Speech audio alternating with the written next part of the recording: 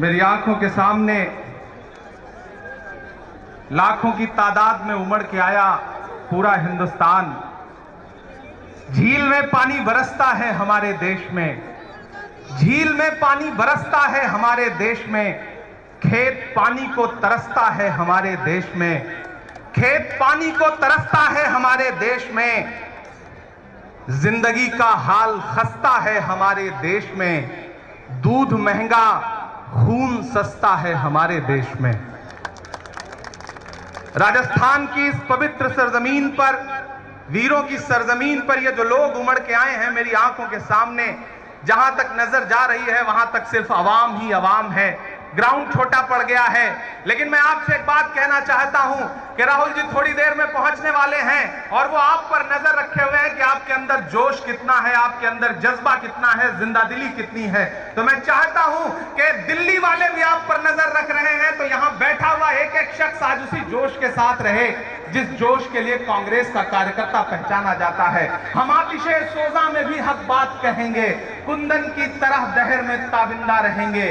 तारीफ बताती है कि हर दौरे सितम में हम जिंदा थे, हम जिंदा हैं, हम जिंदा रहेंगे। कांग्रेस के सिपाहियों, आज आप यहां बैठे हैं और एक बहुत पवित्र कार्य करने के लिए बैठे हैं। आपने महंगाई के खिलाफ एक अभियान शुरू किया है, महंगाई हटाओ महारैली शुरू की है। तो आज ये जान लीजिए कि अभी जब उपचुनाव गुजरे और हिमाचल प्रदेश से लेकर के राजस्थान तक आपने भारतीय जनता पार्टी को घुटनों पे ला दिया, तो अगले ही दिन परिणाम आने के अगले ही दिन पेट्रोल और डीजल 10 रुपए और 5 रुपए सस्ता हो गया। अगर आप चाहते हैं कि भारतीय जनता पार्टी लगातार महंगाई पर काबू रखे तो लगातार भाजपा को हराते रहिए। और अगर चाहते हैं कि 2014 की तरह आपको इस देश में पेट्रोल 60 रुपए लीटर, डीजल जो है वो 55 रुपए लीटर मिले, तो दिल्ली वाले हुक्मरान को गद्दी से हटाना पड़ेगा।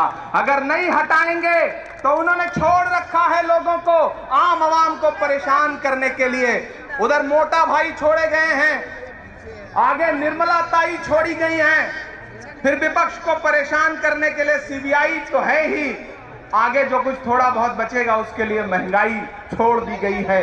देखिए आज आपने शुरुआत की और वीरों की धरती से शुरुआत की। आप देखना आने वाले दिनों में यह आग पूरे देश तक जाएगी। महंगाई के खिलाफ आवाम जो बिगुल आज यहां से फूंकेगी उसका संदेशा पूरे देश तक जाएगा।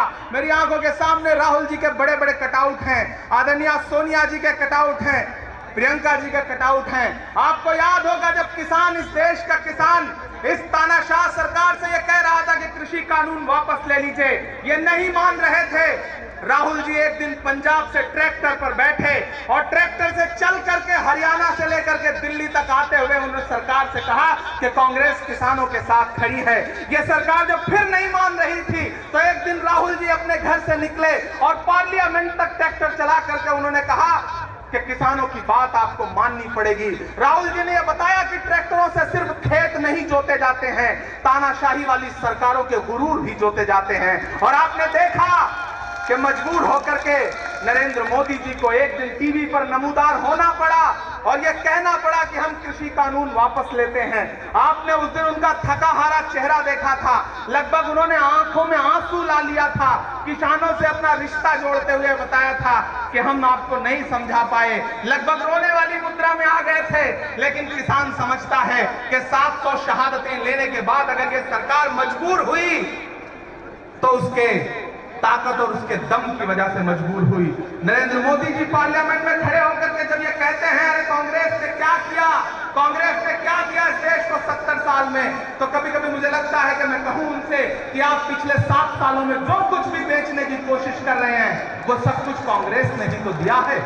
एक दिन पार्लियामेंट में जब नरेंद्र मोदी जी कह रहे थे आखिर कांग्रेस ने क्या दिया, बताओ कांग्रेस ने क्या दिया, तो उस तरफ राहुल जी बैठे थे, उन्होंने पलट करके पीछे अपने सांसदों से कहा कि मत बताना, जो बताओगे ये उसे भी बेच देंगे क्योंकि इनका काम सिर्फ और सिर्फ बेचने का है।